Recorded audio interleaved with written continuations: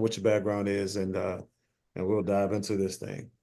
Well, first of all, Mr. Bean, I just want to thank you so much for this opportunity to share and to serve the platform. And I just want to thank you for teaching me and showing me, you and Mrs. Bean, everything that I know about edification. I learned from both of you, and not just what you told me, but what you showed me.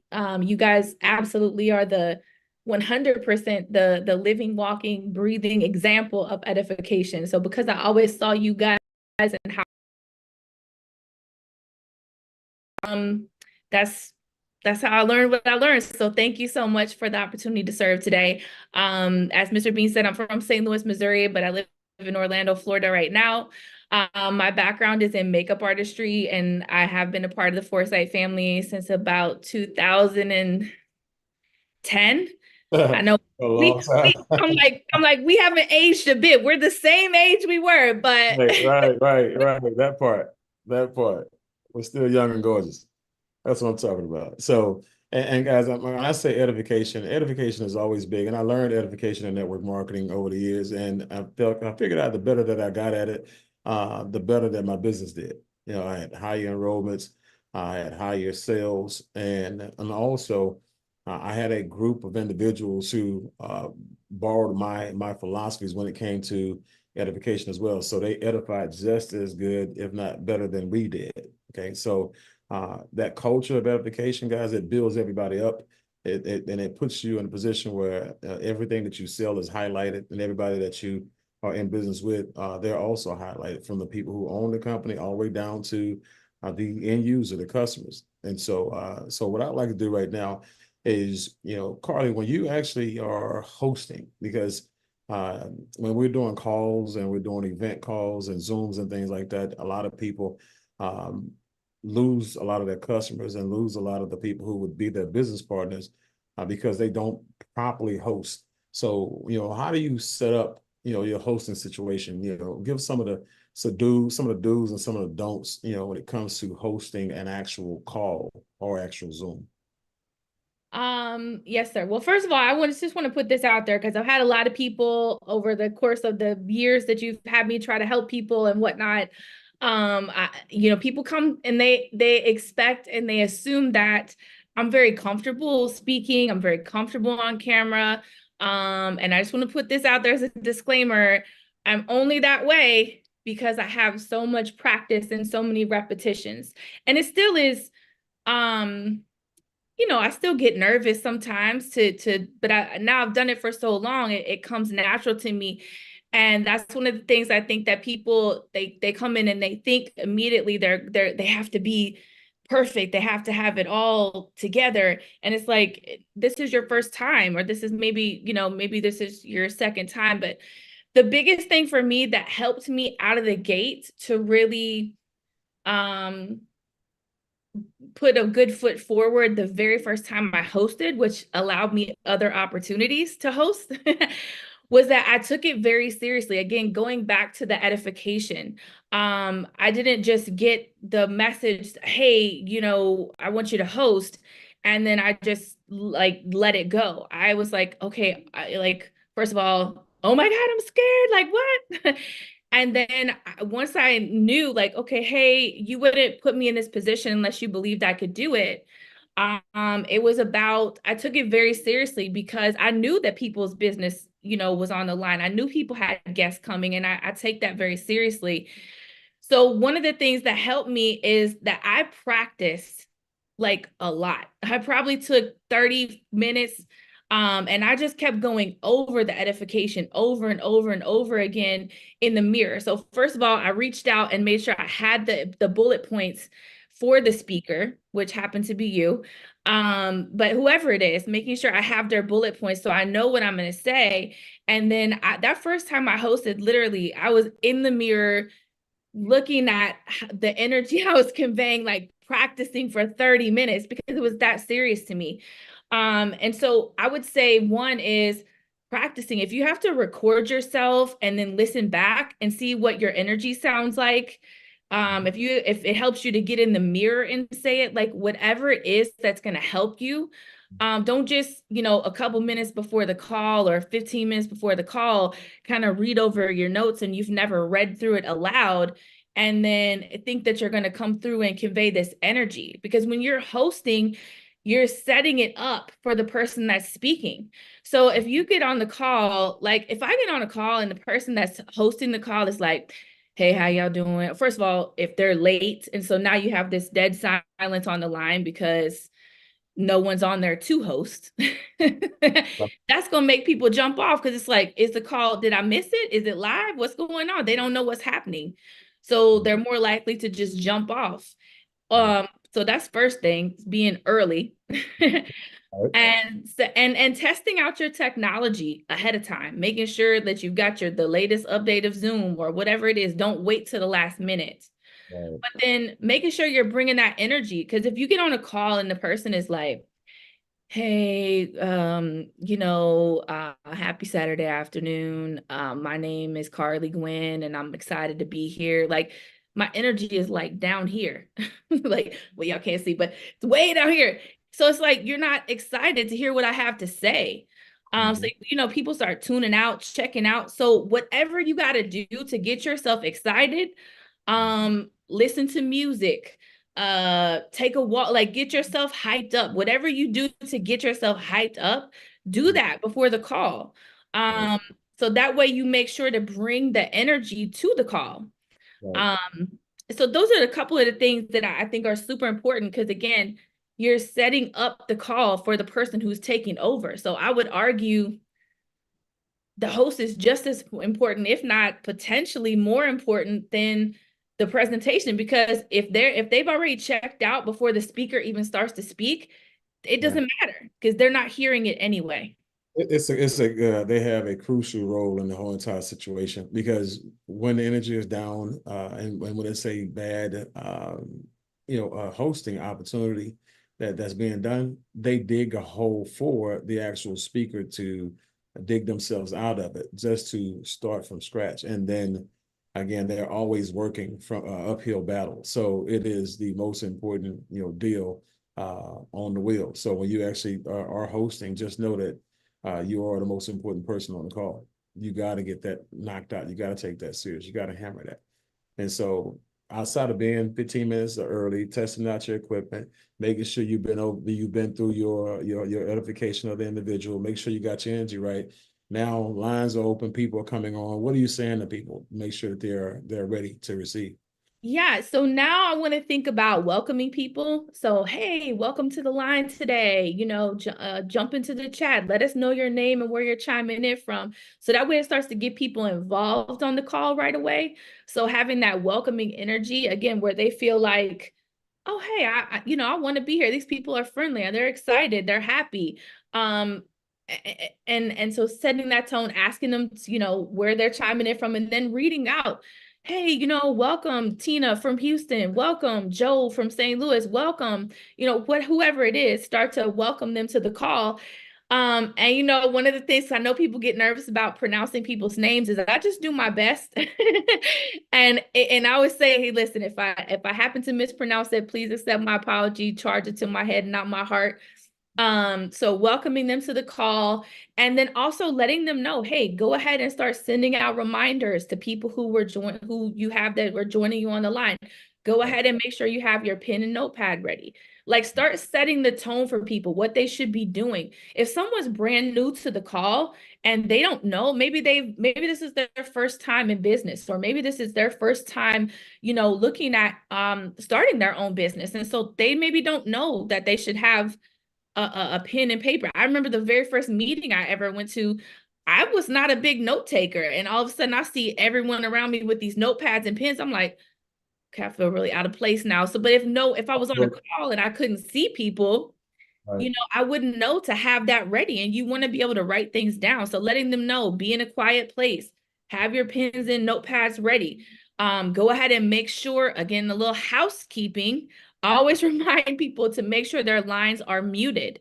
And for some reason, the speaker would ask them to come off of mute. But let them know, keep their line muted.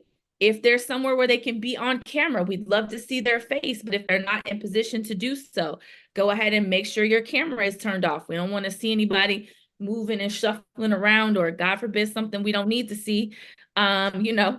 So reminding people of those housekeeping things and just kind of circling back through those things for the few minutes that you have before you know it's time to start bringing up your speaker. And again, it doesn't have to be like a run-on sentence, but you want to kind of keep circling those things in a rotation, so that way, you know, people that are just getting on, they're getting that same information over and over again. And you don't want to have, because nobody else can speak or they're not supposed to be speaking, you don't want to have dead silence. And if you're quiet totally for an extended period of time, then it's like, again, it's back to is there a host? What's happening? You know? And so that's why when you keep them, you have a lot of different things, a lot of little tidbits. Like you said, guys, make sure you're in a quiet space. Get you some something to write with, something to write on, something to type on. Get ready to take some copious notes. We'll be getting started at the top of the hour. And when you have these things, where you're calling from, all the things you just said, and you have those things in play, and you're saying those things on a regular basis, it sounds like a broken record, but a loop broken record, but it sounds professional. It sounds, well played out, methodical, and it gives a person an opportunity to say, you know what, I can do that. She's just saying the same thing over and over and over again. She's just keeping people's attention. She's just asking people to state their name and where they're calling from. And she's just getting people prepared. So I can do that. And so most people have never had an example of that. And so they get on and they wing it. And again, they blow it. And so that's why I wanted to make sure, I put this thing together, because they're going to be a lot of presentations being done, a lot of Zooms being done, and Project 5,000, and you can't train everybody. So I'd rather you train everybody one time, and this be a one-stop shopping situation, for edification. So now, basically, you got everybody muted. Oh, go ahead. You got something. I was just gonna say, can I say one more thing really quickly about that? Again, we're on calls, right? So you're not in person where you have to be concerned, and you don't want to sound like you're reading, but I'll be honest with you, when I first started doing hosting, I had those, even not just the edification bullet points, but I had the things that I wanted to go back through. So those things I needed to be saying as people were getting on the call, welcome to the line, though I had those things written out or typed out and right there in front of me, visibly, where if I just blanked for a second, because it happens sometimes, you get nervous and you're like, but if you have that note card right there, you can see easily, oh, okay, hey, this is my next thing I should go through. So that helps also. So the note card thing is cool. I actually had, my wife used to use stickies. And so when I walked in her presentation, I'm like, this woman is cold-blooded with these presentations. And I walked into her office one day, and it's like she had like 9 or 10 stickies on her flip chart, because we was doing conference calls at that time. It wasn't video. And then when we moved to video, she moved the stickies to her screen, and she had all these little stickies around her screen with all her little notes, her little post-it notes. And I said, oh, so she cheating. This is an open book quiz. I get it. I'm okay with that. So I started adopting it as well. But that's great. So now that you got everybody in place, everybody's in place, get ready to receive, and you start the introduction, you mute the lines out. So your host, let's just say you are bringing up Mrs. Bean in this situation. She's in the build company now, and she's got her thing going. What would be an actual edification, for Mrs. Bean? Yeah, so for Mrs. Bean, I love her. So for Mrs. Bean, I would say, the person that I have the honor and privilege of introducing to you tonight, she's a loving and devoted wife and mother. She's spiritually grounded. She's the founder of the WOW movement, helping to empower women all over the world. She's been a key part of launching several international companies, one that did over $3 billion in sales in just 10 years.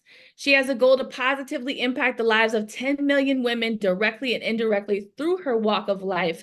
And she just came out of retirement to spearhead the rainwater filtration project that we have going on right now in Build. And lastly, what I love most about her, one of the biggest lessons that she's taught me is that your vulnerability is one of your greatest strengths. So please help me welcome to the line someone that I'm honored to call my coach, my mentor, and my friend, Mrs. Kim Bean. And the crowd goes wild, standing ovation. Do me, do me, do me. No. So yeah, and so again, because a lot of people, I am speaking for a lot of people, and so before I transition to the next part and kind of put a bonus thing with a little Q&A as well, um, the people who are going to be introducing me as their speaker, as their presenter, or even somebody who's getting me ready for a three-way, right, or a lifeline, what would be my, as a matter of fact, let's do this as a three-way, as a lifeline, because it's going to be the same thing basically. Um, if you are bringing, let's say, Omi, Omi is a prospect, and you're, before you get on the phone with me on a three-way with Omi, you're telling Omi what about me? What are you telling Omi? Well, I wouldn't go through it exactly just in like bullet points because you don't want it to seem like you're like reading this bullet point, but I would let her know. I would say, Omi, the gentleman that I'm working directly with, that's helping me, he's earned millions of dollars in 3 different industries, and he's actually come out of retirement to actually help to launch and bring forth the company that we're going to be talking about today. He has a goal to help 10,000 families generate over $5,000 per month in the next 2 to 5 years. And this person is actually someone near and dear to my heart. He's actually one of the things I love most about him is that his integrity and character is through the roof. He's always been and done every single thing he ever told me that he would be or do. So his commitment level is there to helping his team and caring about his team. And so I'm not sure if I can get him on the line because he's, like I said, he's helping people literally all over the world. So I know his schedule is jammed tight. But I'm going to see if I can get him on the line and see if he has just a couple minutes for me to introduce you to him. Boom. That's what I'm talking about. Now, that part right there, that's the three-way, guys. Again, and you do that before I get on the phone, right? You don't ever want to do that when a person is on the phone, because one, it looks, like it makes everybody awkward, first of all. Okay. It makes you awkward because you got to sit there and listen to it. And it makes the other person awkward because they got to sit there and listen to it and they think it's contrived. You know what I'm saying? So you just want to make sure you do it. And then when you get on that phone, basically what you're saying is, hey, Omi, this is Mr. Bean. Mr. Bean, this is Omi, right? And then put yourself on mute. Now, Carley, go ahead and introduce me as if I am about to speak, please. Yes, sir. So the gentleman I have the honor and privilege of introducing to you guys tonight, he's a family man. He's a military veteran. He's been a successful entrepreneur for over 25 years. He has earned millions of dollars in 3 different industries, and he actually has come out of retirement because this is going to be the 4th industry that he's going to earn millions in. Now, not only has he done very well for himself, but he's actually helped a lot of people along the way to earn millions of dollars as well. And most importantly, he's always done what's best for the people that he's working with and put them first. He has a goal to help 10,000 families generate $5,000 per month in residual income over the next 2 to 5 years. And what I love most about him is he's the definition of integrity and character. He's one of the only people that's ever been and done every single thing he ever committed to me that he would be or do. So ladies and gentlemen, give me some 4 or 5s, give me some fire, give me some hearts in the chat. Please help me welcome to the line someone I'm honored to call my coach, my mentor, and my friend, the VP of Leadership Development, Mr. Sam Bean. And the crowd goes wild. So, guys, that's awesome, Carley. Again, I appreciate you taking the time out your day to do this for us. And again, just people love hearing your energy. They love the way you really get the calls crunk, get everybody excited. Your energy is infectious, but they love your professionalism. And then they go back and watch your introductions. A lot of them do, and sometimes they don't even go back to watch the trainings, but they go back to watch your introductions. So, but that's awesome. And so when it comes to edification, when it comes to especially edification, what do you think people need to know about edification that I can probably elaborate on a little bit?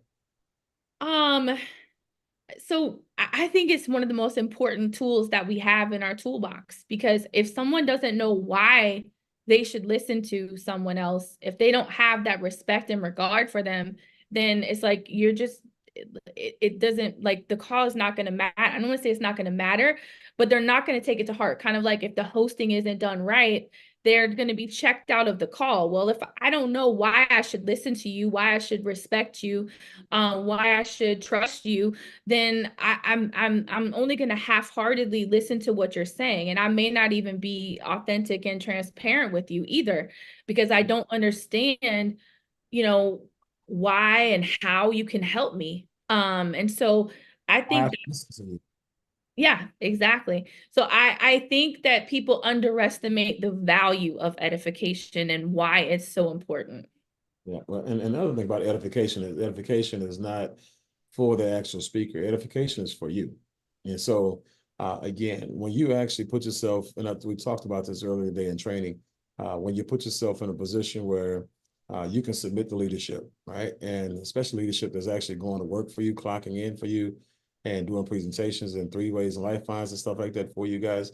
Um, when you submit to that individual, from a standpoint of saying, I'm submitting to the position, right? You don't have to submit to the actual person. And so this is like presidencies, again, you don't have to like the president, but you're not about to disrespect the president. Like that, at the end of the day, there are punishments for certain things, and they again, it's just respecting the position or submitting to the position of somebody who's helping you. So, for me, I want to make sure that I am in a position to edify everybody I work, with. So if I can't edify you, it says something bad about you, but it also says something bad about me, right? If I can't speak well of you, I can't speak highly of you, and then it says something about both of us. One, two, when it comes to edification, I already understand that when I give you edification, it's for you to actually help a person, come to this buying decision that I can't help them make because I'm too close to them. They're too familiar with me. So I need an outside third party that I give credibility to give you information that you would receive on a higher level of respect, as opposed to it coming directly from me, a friend, a family member, a close associate, or somebody who you deem as unsuccessful. So edification, again, when I give it to Carley, she tells you how great the opportunity is. She validates everything you saw in the presentation. And then what she's going to do is she's also going to come back to say, you know what, you need to work with SB because, SB is one of the top people in the company. He's one of the, top salespeople in the company. He sells more solar systems than anybody, or he's one of the top recruiters in the company. He recruits more than anybody, or he's whatever he is. She's going to turn around and tell you something about me that's going to help you respect me, in a manner that you didn't before that call happened. That's what the power of edification is. I give you the power and you give it back to me so I can now do my job with this individual who is familiar with me, right? That's how powerful it really is. And also, when it's done right, what Carl's going to also say is, I'm going to be looking forward to hearing about you and the great things that you're doing from SB. And who knows if you get to build a 500, or you get to build a 1,000, or you get to build a 2,000, maybe we can work directly together. And SB will tell me, just make sure that you give SB something to report back, right? And so now she's using the power that you gave her to now recondition the thought process and the emotion that a person had that's tied to you. That's a negative emotion. Okay. Might be a positive person. The relationship may be positive, but as it pertains to business, it could be negative. Okay. And so that's important. So also with de-edification. So we talked about edification, and edification, is de-edification is basically you not just saying something bad or ill, or doing or with against someone, or even doing something bad or ill that de-edifies that individual. It's just the lack of edification, right? The lack of edification is still de-edification, right? It's like the lack of obedience is disobedience, right? It's the same exact thing. And so you want to make sure that even if you are in a position where you can't edify the individual, edify their accomplishments, okay, as it pertains to the situation, right? And so don't ever be in a de-edifying state. It'll kill everything you're trying to do. Right. So, Carly, anything else before we put a bow on it? I mean, Mr. Bean, that was pretty I think we pretty much hit the nail on the head, but I just again would circle back to say what you In regards to de-edification, again, I just want to say that it's, like you said, it's not just your words, but it's your actions. And your team is watching you. So whatever you do to your leaders and how you treat them is how they're going to treat you. And so again, I learned everything I learned because I saw how Mr. and Mrs. Bean treated, how they showed up, not just for the leaders that they are working with, but also for the whole company and also for the people on the team. Like, they always were looking to add value and edify every single place that they went. Everything that they touched, they left their mark on it in a really amazing way. And always were looking to edify the people that they were around and help to lift them up. And so if we embody that and we are that for the company, for the team, for our leaders, then we has no choice but to come back to us. I believe that's why they're so well loved. And I know that's one of the reasons I love them, is because I know how much they love us. Yeah. So not to make you blush over there, Mr. Bean, but I'm speaking seriously. You know me, I get to smiling and squeezing. But it's the thing is, like, you basically, how you see yourself 5 years from now, and how how you see yourself 10 years from now, and how you see people see you, right? And you can put people in a position to edify you. You can also put people in a position to de-edify you, right? And so that's all up to you.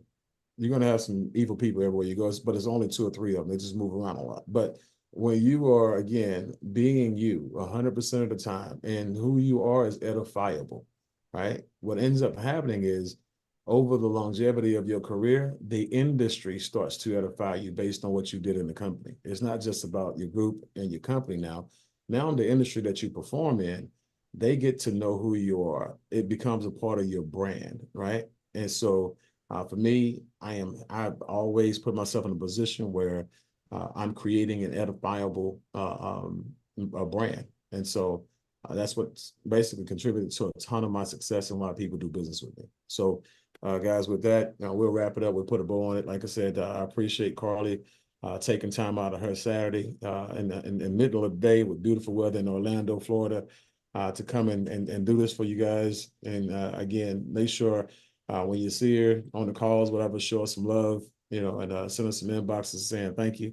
But again, take this, guys, and really teach people how to edify you, right? Give people your bullet points, right? And remember, it's not about you beating your chest. It's about you giving them bullet points that would make people respect your word long enough for you to do business for the people who you serve. So love you guys. See you guys at the top, at the bank, at the beach. And we'll see you guys in the winner circle.